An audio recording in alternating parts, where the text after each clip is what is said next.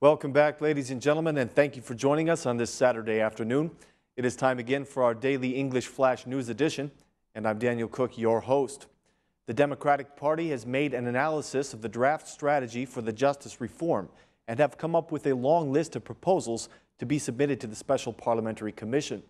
The Democratic platform includes 200 recommendations, and it is in the stages of final assessment by the international chancellors. In numerous points of the draft, the Democratic experts are completely against the measures proposed by the majority. Among other things, they say that the constitutional amendments must not affect issues like general organization of the state, including the election of a president. A quote from the draft makes the following statement: "The constitutional amendments must not affect the general issues of state organization, but only issues concerning the justice sector. The Democratic Party will ask the Justice Reform Commission to ensure that the Minister of Justice is not the only one with the power to begin disciplinary proceedings for judges, in order to avoid the influence of politicians on the system." The group of Democratic experts is also against the recruitment of any judges who are not in the system.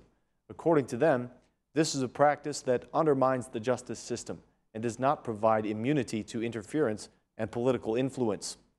Their proposal is that judges may only include individuals who have completed the School of Magistrates. They also demand that the High Court be turned into a career court. Their draft supports the idea of creating a National Bureau of Investigation, but requires that it be placed under the responsibility of the prosecution.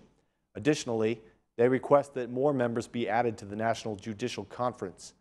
The opposition rejects the establishment of inspectorates outside the High Council of Justice or the prosecution, because according to them, this is not supported by the international organizations.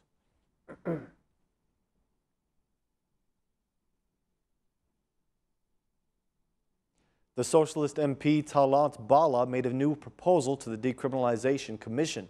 Mr. Balla, who is also the vice chairman of the commission, has asked that the process should include all those who were previously investigated, but for whom judgment was never rendered. Specifically, he mentioned the Democratic Party chairman and the General Secretary of the Democratic Party. Mr. Balla made this comment today: "I think that this process should include those who were investigated but not judged. This is a problem in Albanian politics. We have the case of Basha and other cases in politics, people who have been investigated and found guilty by the prosecution, but avoided justice because of medical reports." The Socialist MP said that he has not yet seen the opposition's draft on decriminalization, but that it ought to be complete and not just prepared as a show for the media. He said, "I have not seen the Democrats' proposals. I propose that the USA should be involved. Do not make a show for the media, but a clear consultation. A professional assessment by the Venice Commission, the EU, and the USA is needed," said Balla. The next meeting of the Commission for Decriminalization will take place on Monday. The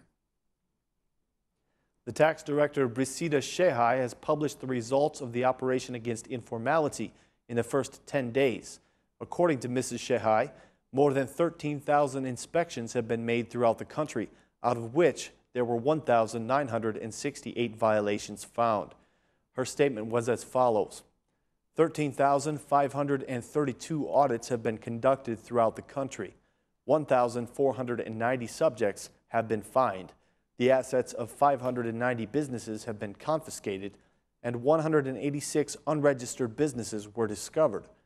According to the tax director, the operation is not intended to find businesses, but to measure the true profit for every business in order to tax them correctly. "We do not want to impose fines," she said. "We just want to collect the taxes.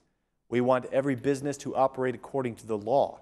During these days, we have noticed a 50% increase in the issuance of sales receipts. There is an increase of $6.6 million in taxable value, which is a great figure. Based upon this, we will consider the daily turnover and will set appropriate taxes for every business," said Shehaj. She announced that a number of tax inspectors were arrested in Korça, Fier, and Shkodra, and that some cases are being investigated in Tirana and Durrës. The chief of the Labor Inspectorate, Dritan Uli, also announced the progress of the operation so far. He said that 325 informal employees have been found so far out of 13,532 businesses. He said that these employees have now been added to the insurance plan. He made the following statement. These people have been found not only in the 186 unregistered businesses, but in formalized businesses as well. There have been 45% more complaints from employees about insurance. The public awareness has been increased by the launch of this operation. It is intolerable that employees are uninsured, and there will be harsh penalties for violators of this law, declared Mr. Uli. In its report on the local elections of June 21st, the ODIHR paid close attention to the freedom of media in Albania, stating that political influence over the media is a big problem. The International Organization for Cooperation and Security in Europe says that the government puts pressure on the editorial media, using funding as leverage. The report states, despite the high number of media representatives, their affiliation with the main political parties as a result of business interests of the media owners causes interference in the autonomy of publication.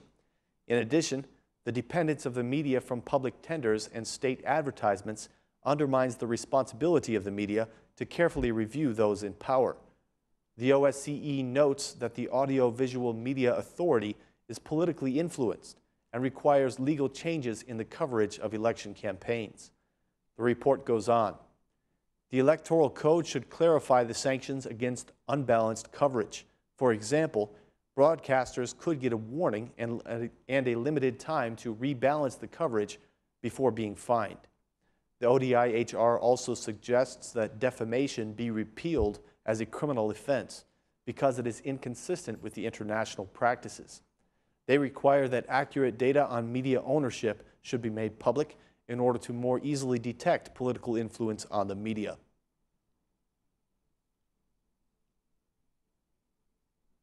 Today, the Democratic Party commemorated the 17th anniversary of the murder of Azem Hajdari, the great hero of democracy. Homage was paid to the founder of the Democratic Party, who was assassinated on September 12th of 1998 near the headquarters of the party. Wreaths were placed at the memorial to Hajdari by the Democratic chairman Lulzim Basha, the former chairman Salih Berisha, and their family members. Many of the other prominent party members were noticeably absent from the ceremony. Chairman Basha spoke about the courage of Azem Hajdari, saying that he is still alive in spirit and that the Democratic Party and the entire nation are grateful to him. We are here to honor the founder of the Albanian democracy, the leader of the student movement of December, the man who killed the fear of death and spread the courage of free men from north to south. Crime that was associated with power took Azem Hajdari away from the Free Democrats on September 12, 1998, but it did not take away the Albanians' gratitude for his immortal work. Azem Hajdari is alive because of his courage and his determination. He is alive because of his brave willpower that is still alive in the Democratic Party to lead the citizens to be free and to overcome the crime that is in power, Basha said. Homage was also paid by the Democratic Party branch in Durrës, where the bust of the hero is located.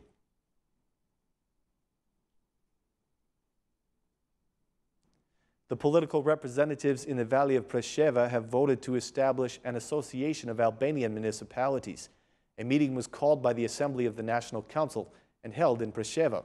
According to the representatives of Albanians there, the new association will have the same legal force as the Association of Serb Municipalities in Kosovo, based upon the principles of reciprocity.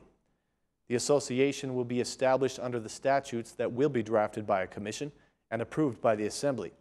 The Prime Minister of Serbia opposes this association and has called it irresponsible and unacceptable. Serbian Prime Minister Aleksandar Vučić had this to say in response. Serbia knows how to react, prudently and wisely. If it is necessary to show our power, we will certainly do so, he said. His vice minister spoke in the same line, warning the Albanian councillors not to play with fire. I warn you not to make any parallel structure with the Association of Serb Municipalities in Kosovo. I warn you not to play with fire and to respect the Constitution and the laws of Serbia, Mr. Dačić said. Thank you so much for joining us once again for our English News Edition.